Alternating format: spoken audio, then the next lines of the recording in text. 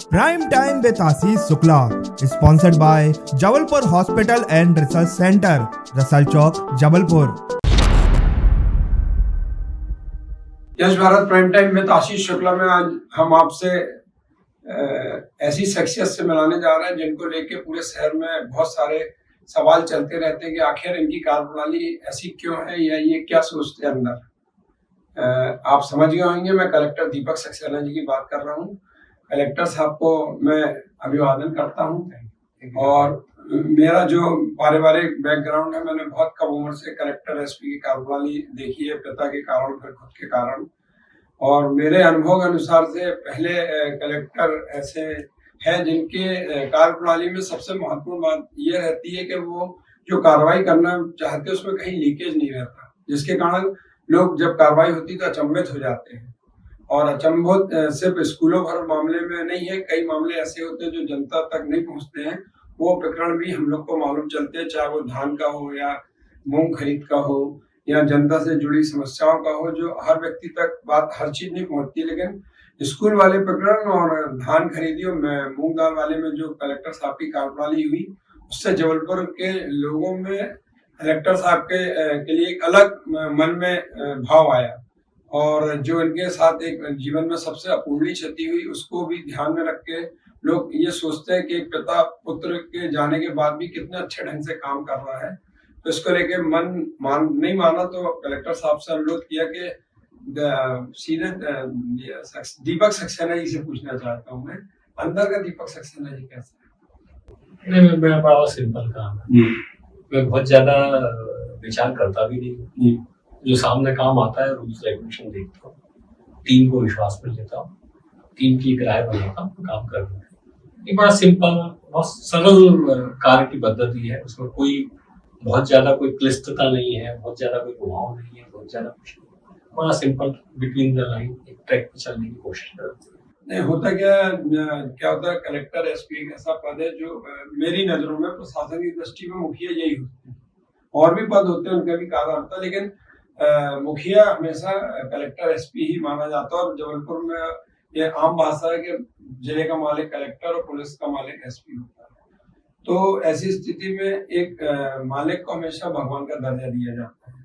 उस पद में आप जब बैठते हैं और जब आप कार्यप्रणाली करने निकलते हैं तो आपके मन में क्या विचार आता है? पहले रोज सुबह होती है, रोज नए लोग मिलते हैं आपको। देखिए, कलेक्टर का जो पद है नो डाउट बड़ा इम्पोर्टेंट पद है।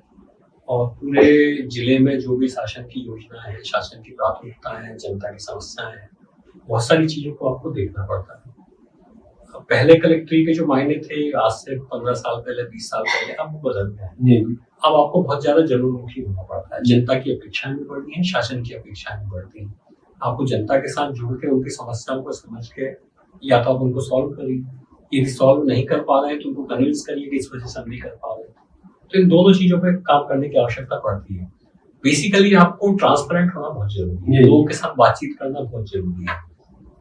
लोगों के और आपके बीच में एक दीवार नहीं रहेगी। लोग आपके साथ अपनी समस्याओं को यदि शेयर कर पाए तो मुझे लगता है आज की तारीख में किसी भी जिला प्रशासन की सबसे बड़ी सफलता रही है कि लोग आपसे बिना किसी हिचक के, बिना किसी डर के आपसे सीधे आके मिल सकें और साफ साफ आपके मुंह पे कह सके कि साहब ये गलत हो रहा है, ये इस काम में कार्रवाई की आवश्यकता है। तो मुझे लगता है आधी से ज्यादा समस्याएं तो उसी कंडीशन में दूर हो जाती है जबकि आप लोगों की समस्या शुरू होती है। हमने देखा, जैसे अभी आपने देखा होगा, हमने शहरी सीलिंग वाला अभी मैं जी मैंने उससे बहुत, मैं आपको बताऊं, जो आम किसान था, जो आम आदमी है, वो सीलिंग को लेके बड़ा हुआ है। मैं आपके लिए बता रहा हूँ कैसे हुआ। अब आपने बहुत काम किया। 2-4 लोग हमारे पास आए, एक ने शिकायत की, फिर दूसरा आया, फिर तीसरा आया, फिर चौथा आया। जब ज्यादा लोग आ गए, 10-12 लोग आ गए, तो मुझे लगा कि समस्या बढ़ी। जी किसी एक व्यक्ति की समस्या का आप हल कर दो, उससे इसका अंत नहीं। आपको सामूहिक रूप से सबका करना पड़ेगा। हमने पूरी प्लानिंग करी, पूरी टीम के साथ बात करी, लगभग हमने 6 महीने के कॉपरेशन चलाया। मार्च अप्रैल से हमने और अभी मुझे लगता है कि 25 तारीख को जो हम फाइनल टेप करने जा रहे हैं उसका पूरा पटाशेप कर देंगे। तो एक्चुअली इस बात, ये समस्या तब समझ में आती है जबकि आप बहुत ज्यादा लोगों से बात और फिर उनको मनन भी करना पड़ता है कि भाई एक की आगे फिर दूसरी की आगे, मतलब हर व्यक्ति को इससे परेशान, मतलब कुछ ना कुछ सिस्टमेटिक चेंज करने की आवश्यकता है। उसके लिए प्रिपेयर रहना चाहिए, वही हमारा काम। सीलिंग वाला आपका बहुत ऐतिहासिक काम था और जमीनों के मामले में जमीन का तो एक ऐसा धंधा है कि लोग तरह तरह के हथकंडे अपनाते हैं, लेकिन जो ढंग से आपने अभी एक कार्रवाई तहसीलदार और पटवारी के खिलाफ की, उससे लोगों को लगा कि अब जबलपुर में जमीन को लेके भी अब जो एक गिरोह टाइप का चलता रहा वो उसमें भी लगाम लेगी। वो राजस्व विभाग की है। जी जी हम लोगों को जो है सरकार ने जमीनों का, जनता की जमीनों की रक्षा करना है जी और यदि हम लोग यदि सुनियोजित तरीके से इस तरह का काम यदि करेंगे जी तो इससे बुरा कुछ हो नहीं सकता। जी और इसमें मेरा बड़ा दृढ़ मत था कि इसमें एक एग्जाम्पल क्रिएट होना चाहिए जी कि यदि आप गलती करेंगे और गलती यदि आपकी बोनाफाइड है, जी आपकी प्लान्ड गलती है, आपने सोच समझ के की, जी इस पूरे केस में सोच समझ के किया गया जी। था और इसके बाद लोगों ने हमारे पास ये कार्रवाई इसलिए ज्यादा कारगर थी कि आप उसी विभाग में उसी जगह उस चीज को पकड़ के उस जिस मामले में तहसीलदार और पटवारी के खिलाफ आप चल रहे हो, आपको उसी ऑफिस के रास्ते से निकलना है और उनको पता नहीं चलने देना। ये बहुत नहीं, देखिए मैं आपको मतलब लोगों को ऐसा लगता है कि नहीं पता लगता है, नहीं रहता। मैं आपकी जानकारी के लिए बताना चाहूंगा कि ये वाला भी जब मैटर था तो जो भी प्रभावित पक्षकार जी जिन लोगों ने निबंधित गलतियां की मैंने बाकायदा उनको बुलाया था, जी सार्वजनिक तौर से बुलाया था। जी। प्रेस के लोग भी बैठे थे, उनके साथ ही मैंने बातचीत की। उनसे मैंने उनका पक्ष भी जाना था कि भाई ये गलती आपसे कैसे हुई, क्यों किया आपने ऐसा करके।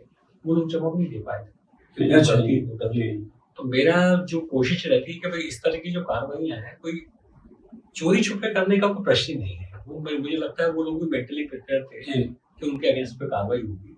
सामान्य तौर पे क्या होता है कि आप एक विभाग के लिए आप मुखिया वो उसी विभाग के लिए कर्मचारी है तो आपका थोड़ा सा सॉफ्ट रुख रहता है और मेरा हमेशा रहता है, चाहे मेरे विभाग के कर्मचारी हो दूसरे विभाग के कर्मचारी हो, मेरा एक सॉफ्ट रुख रहता है कि किसी के विरुद्ध यदि कार्रवाई करो तो वो अतिशय नहीं होना चाहिए, कुछ लिमिट में होना चाहिए। पर हमको गलती भी देखना पड़ती है और फिर हमको ये भी देखना पड़ता है कि जनता को उसका क्या मैसेज जा रहा है। एक इम्पोर्टेंट वो भी है आपको। तो जब इस वाला मैटर जब आया था तो बड़ा ध्यान संकट था। मैं आपको ईमानदारी से बताऊं करीब निर्णय लेने में कि मुझे क्या कार्रवाई करना चाहिए, मैंने लगभग 10 दिन खत्म।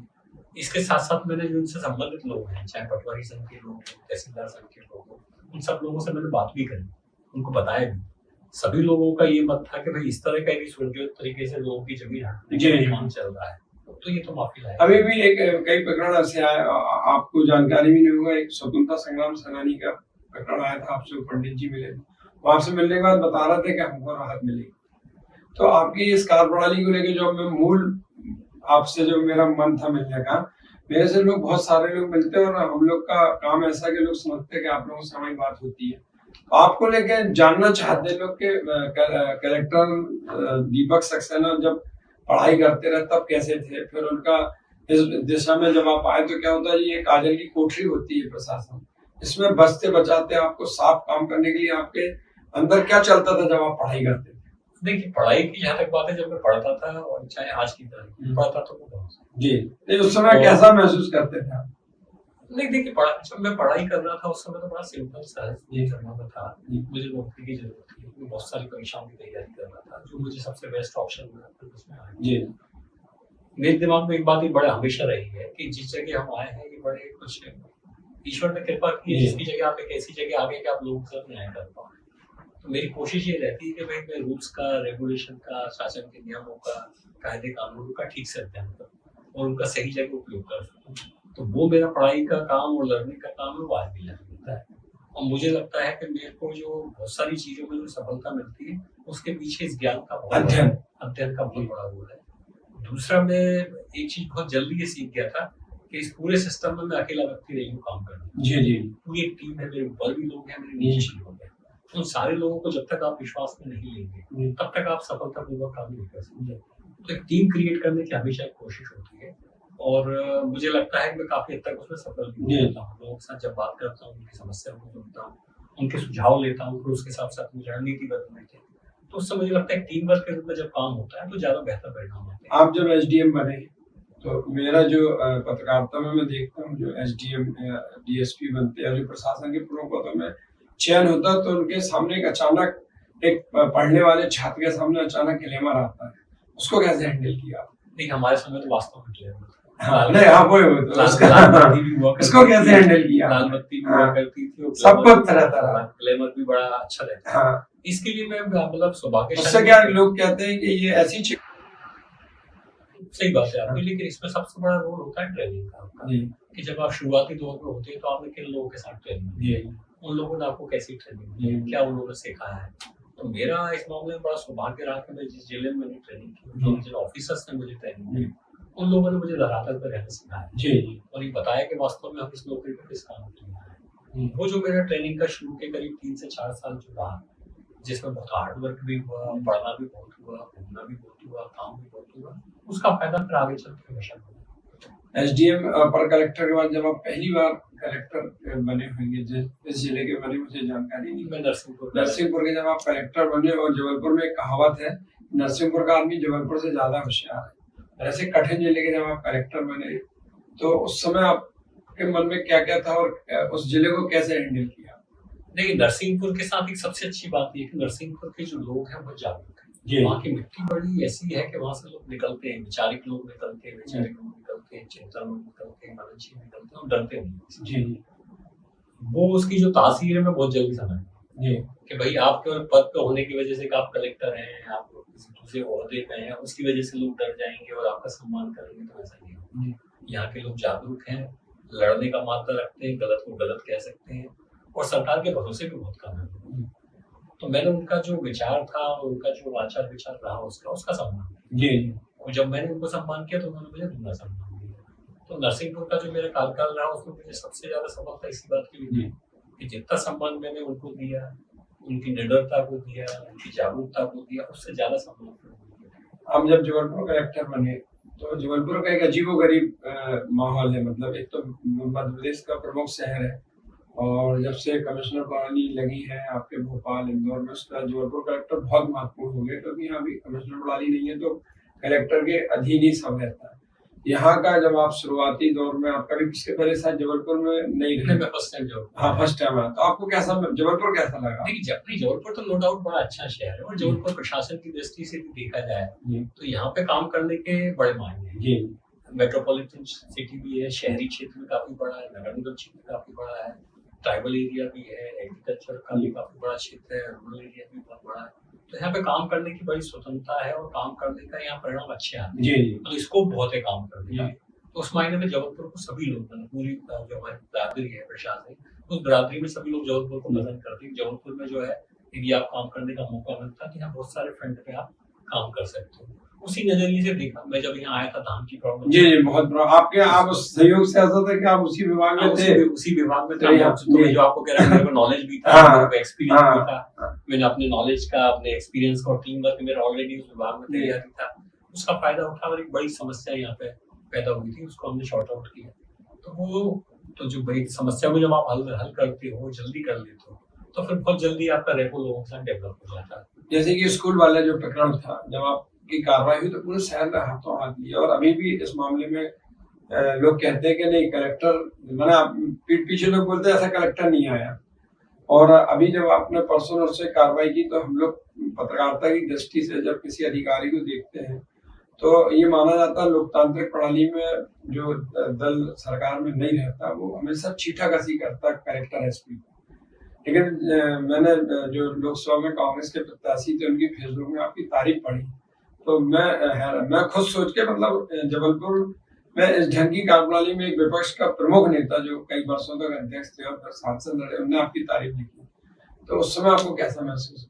देखिए, मैंने एक नेता के कारण नहीं बोल रहा हूँ। नहीं, मैं आपको एक बात, आपको जरूर इस बात को कहता हूँ कि केवल तारीफ के लिए तो काम हम लोग नहीं करते, हमारी ड्यूटी है ये काम करना। इसके बदले में सरकार हमको बहुत सारी सुविधाएं देती है, बड़ी भारी तनख्वाह सरकार हमको देती है और बहुत बड़ा खर्चा हमका करती है। तो ये हमारी जिम्मेदारी है कि हम जो है निरपेक्ष तरीके से काम करें, निष्पक्ष रह के काम करें। मैंने जब से मैं यहाँ आया हूँ मैंने कोशिश ये की है कि निष्पक्षता बनी रहे, ट्रांसपेरेंसी बनी रहे, और उस ट्रांसपेरेंसी को, उस निष्पक्षता को यदि लोग अप्रिशिएट कर रहे हैं और लोग समझ रहे हैं कि हम सही तरीके से काम कर रहे हैं, मुझे लगता है इससे बड़े सौभाग्य की बात की होनी चाहिए। आपके पूरे कार्यकाल एसडीएम का, एडीएम का, कई प्रमुख विभागों के आप सचिव रहे होंगे, आप चुनाव आयोग में भी रहे, तो आपके जीवन में सबसे अच्छा पल कौन सा था, सबसे कठिन कौन सा चुनौतीपूर्ण काम है?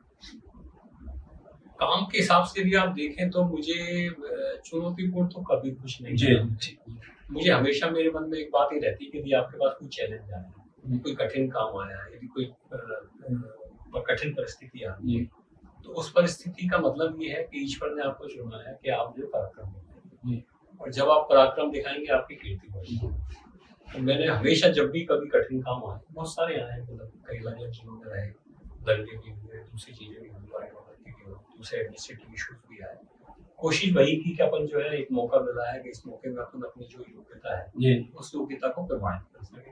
बहुत सारे मामलों में सफलता मिली, कई बार थोड़ा पीछे भी हटना पड़ा, पर अब ये जीवन का एक अंग है। आप कुछ काम अच्छे हो जाते हैं, कुछ काम उतने अच्छे नहीं हो पाते जितना आप चाहते हो, चलता रहता है।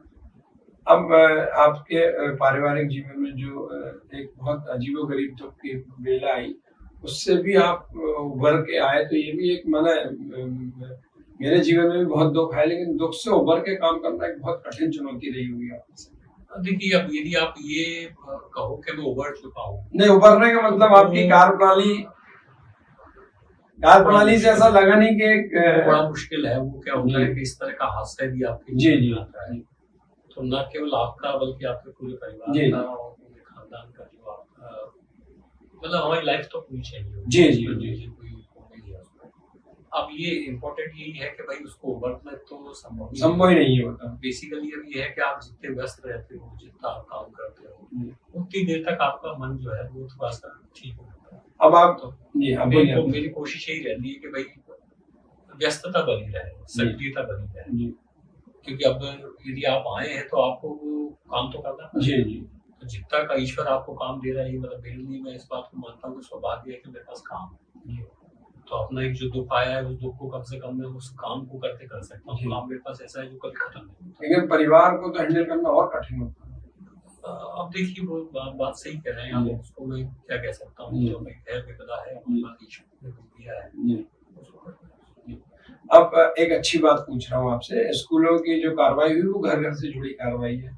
अब शहर में एक जो चर्चा होती है उसका भी दूर आप ही कर सकते हो, जो मेरा मामला, स्कूल प्रबंधन, टीचर और पेरेंट्स और स्टूडेंट के बीच जो अभी एक अविश्वास आया है, इसको कैसे खत्म किया? मैं शुरू से लेकर इस बात को लेकर चिंतित रहा हूँ। आपने देखा होगा कई बार जब भी मैंने प्रेस में बात की है, कल पेरेंट्स एसोसिएशन के लोग गए थे, उनके साथ भी मैंने बात की थी। स्कूल चलाना और स्कूल के प्रति लोगों की एक आस्था होना, ये बहुत बड़ी जिम्मेदारी है। हम कोई भी काम ऐसा नहीं करना चाहिए जिससे कि स्कूल और बच्चों के बीच में जो है कुछ अनमुटाव हो, कुछ ज्यादा कुछ दिक्कतें क्लियर हो जाए। आपने देखा होगा स्कूल मैनेजमेंट की मैंने जब भी बैठक की, मैंने हमेशा उनको ये कहा कि कुछ गलतियां होगी, उसको ठीक करिए। और यदि आप गलती खुद का स्वीकार कर रहे हैं, उसको सुधारने की कोशिश कर रहे हैं, बच्चों को यदि आप जो है कॉन्फिडेंस में ले रहे हैं, उनके पेरेंट्स को भी कॉन्फिडेंस में ले रहे हैं, तो हम उसका स्वागत करेंगे। हम कोई बिल्कुल दखल नहीं करेंगे। स्कूलों के मैनेजमेंट में, स्कूल प्रबंधन के मैनेजमेंट में दिनों दिन स्कूल चलने के बाद में प्रशासन बिल्कुल हस्तक्षेप नहीं करना चाहिए। शिकायतें आती हैं, उन शिकायतों पे जरूर हमको कार्रवाई करना पड़ेगी। शिकायतें जब आती हैं, मैं सबसे पहले शिकायत कंसर्न स्कूल को भेजता हूं कि आप अपने स्तर पे ही उसको निपटा लीजिए, बात कर लीजिए, तो मुझसे करके कर लीजिए। और मुझे इस बात की खुशी है कि जबलपुर में शिकायतों की संख्या नो डाउट बढ़ी है, लेकिन स्कूल के साथ जो लोगों का जो रेपो बढ़ा है, कई सारे स्कूलों में इस दौरान बहुत अच्छा अपने कार्य प्रणाली को बदला है। पेरेंट्स के साथ उन्होंने बैठक की है, अपनी कार्य प्रणाली में चेंज किया है, उनको कॉन्फिडेंस में लिया है। कुछ स्कूलों पे भी छोड़ दें जो उंगलियों पर गिने जाने वाले हैं, बाकी मोटे तौर पे भी आप कहें तो जैसे कुल मिला के 1000 से ज्यादा स्कूल जबलपुर में हैं। शिकायतों की भी आप बात करेंगे तो 25-30 से ज्यादा स्कूलों की शिकायतें नहीं आती। तो एक ये बहुत बड़े संतोष की बात है कि इतनी बड़ी संख्या में जो है स्कूल मैनेजमेंट ने अपनी जिम्मेदारी को समझ के, रूल्स रेगुलेशन को समझ के, पेरेंट्स के साथ बात करके अपनी कार्य प्रणाली को ट्रांसपेरेंट बना लिया है, उनको भरोसे में ले लिया है। तो मुझे लगता है काफी हद तक तो इसमें हम सफल रहे हैं। आगे जब भी कभी जरूरत पड़ेगी, हम यदि बच्चों के साथ, स्कूल के साथ, हम वो एक सामंजस्य बनाने में, क्योंकि आप जिले के मालिक ही हैं, बिल्कुल उसको जरूर कर पाएंगे। मतलब प्रशासन, हम ऐसी कोई कार्रवाई नहीं करना चाहते जिससे कि स्कूलों का डिसिप्लिन हो। जैसे कल भी जब आपने देखा होगा पेरेंट्स एसोसिएशन के लोग आए थे, फीस को लेकर वो बड़ी बात कर रहे थे। मैंने हमेशा उनको एक बात कही कि भाई स्कूल प्रबंधन जो भी फीस मांग रहा है, जब आपने स्कूल में एडमिशन लिया तो फीस नहीं आ पाएगी, आप उस फीस को जमा करिए। जमा करने के बाद उसकी रसीद को संभाल के रखी, जी आदेश हम करते हैं। जी यदि उन्होंने गलत फीस ली है वो तो हम वापस दिलाएंगे, जी लेकिन उसके लिए यदि आप आज फीस देना ही बंद कर दो जी तो फिर टीचर्स का वो कैसे तनख्वाह देंगे, कैसे स्कूल को डे टू डे रन करेंगे। उनका भी अपना एक नजरिया है कि हमको इतनी फीस मिलना चाहिए, हमारा एक नजरिया है फीस इतनी होना चाहिए। दोनों के बीच में यदि मान लो अलग अलग तरह की राय है तो जाहिर है कोई ना कोई कोर्ट उसको तय करेगा कि सही क्या है और गलत क्या है। पर जब तक सही और गलत तय नहीं हो जाता है तब तक अपने को सबसे पहला फोकस जो करना चाहिए बच्चे की शिक्षा पर। जी जी बिल्कुल। जब आपने बच्चे को स्कूल में एडमिशन कराया उस समय आपको जो फीस बताई गई थी, आप एग्री हैं कि भाई इतनी फीस पे आपको करा गया है, उसकी रसीदें आप संभाल के रखेंगे। देर अबेर सही निर्णय होगा, जो भी निर्णय होगा वो आपको सूचित होगा। अब आगे एक ऐसा कोई सवाल जो वर्तमान दौर में क्या आपको लेके बहुत जिज्ञासा है जबलपुर, क्योंकि कलेक्टर जबलपुर एक ऐसा शहर है कि कलेक्टर एसपी यहाँ घर घर लोकप्रिय होते हैं, चाहे मैं शुरू से देखते आ रहा हूँ। कोई जमाना ऐसा भी था कि पटवारी हवलदार तक लोकप्रिय थे जबलपुर में। अब लोग आपके बारे में बहुत सारी चीज जानना चाहते हैं कि आपकी दिनचर्या क्या रहती है, आप कैसे काम करते हैं, कब ऐसे सारे काम हो जाते हैं, क्योंकि सिर्फ एक काम नहीं चलता। कलेक्टर के पास बहुत, मेरा जो मानना है कि कलेक्टर इतनी समितियों का अध्यक्ष है कि कलेक्टर को भी नहीं मालूम होगा टोटल कितनी समिति है। वो करीब करीब मोर देन 100 समिति के अध्यक्ष है। तो बहुत सारी कमेटीज हैं, बहुत सारे डिपार्टमेंट्स हैं, बहुत सारे टास्क आते रहते हैं जिसमें आपको बहुत इंटर डिपार्टमेंटल भी बहुत सारा कोऑर्डिनेशन रहता है। पर कलेक्टर के पास जो काम रहता है बेसिकली प्रायोरिटी वाला काफी रहता है, क्योंकि इतना सारा काम आप नहीं कर सकते। तो हमको काम को प्रायोरिटाइज करना पड़ता है। जो प्रायोरिटी करने में सरकार की क्या प्राथमिकता है, स्थानीय स्तर पर क्या प्राथमिकता है, लोगों की क्या अपेक्षा है, स्थानीय जनप्रतिनिधियों की क्या अपेक्षा है, उसके हिसाब से तय करना पड़ता है। तो यदि आप प्रायोरिटी तय करने में आप टाइम लगाते हो और फिर उस प्रायोरिटी को पूरा करने के लिए आपके टीम का कौन सा व्यक्ति उस काम को अंजाम दे सकता है, इस काम में भी आपका होमवर्क हो जाता है, तो मुझे लगता है बहुत सारे काम बहुत आसानी से हो जाते हैं। तो काम कौन सा करना है, उस काम को करने के लिए किस व्यक्ति को लगाना है, ये मतलब मैं इस पे काफी मतलब जिसको कहते हैं ना कुल्हाड़ी की धार तेज करना चाहिए, मैं इस काम में काफी टाइम लगाता हूँ। मतलब मजदूर होना अलग होता है, काम कराना अलग होता है। तो मेरा काम ही लोगों से, इतनी बड़ी टीम मेरे पास लोगों की है, तो जाहिर है कि हर व्यक्ति की योग्यता का सही तरीके से इस्तेमाल। अब आपको लगभग जबलपुर के लोग अपना मानते हैं, अब आप जबलपुर वालों को और क्या कहना चाहते हैं? मैं खुद मतलब मैं एक बात जरूर कह सकता हूँ कि जबलपुर में जितना स्नेह और सम्मान मुझे मिला, और खासतौर से जब मेरे ऊपर बहुत बड़ी विपदा आई उस समय शहर के लोगों ने जिस तरीके से मेरा साथ दिया, मेरे परिवार का साथ दिया, मैं इस शहर के नागरिकों का बड़ा शुक्र हूँ। जबलपुर में बसने का मन है? मैंने तो अभी मन नहीं बनाया है। मैं एक बात जरूर कहना चाहूंगा कि मेरी वाइफ को जरूर लगा कि जबलपुर एक अच्छा शहर है। अब वो तो आगे तय होगा कि भाई क्या रह पाते कि नहीं पाते हैं, कहाँ दाना पानी आपका लिखा है। पर यदि कभी नर्मदा मैया की शरण में रहना पड़ा तो नो डाउट अच्छे ही लगे, कुछ पुण्य होंगे तो जरूर। ये थे हमारे साथ कलेक्टर दीपक सक्सेना। आज बिल्कुल प्रशासन और सामाजिक सरोकार के साथ हमने बात की।